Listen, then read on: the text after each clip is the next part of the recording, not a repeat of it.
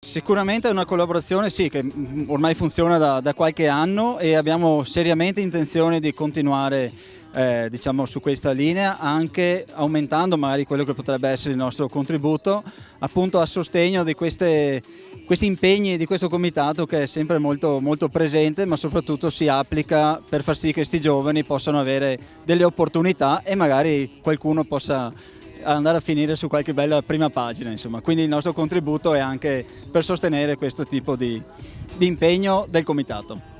Allora, una passione mia da piccolo sicuramente è col sci da discesa principalmente, ma diciamo la svolta è stata grazie a Mattia Berlese, che è un nostro collaboratore in azienda, che assieme a suo fratello insomma, è uno dei attori protagonisti insomma, del comitato, per cui insomma, ci ha iniziato lui su questa strada, su questa partecipazione come sponsor.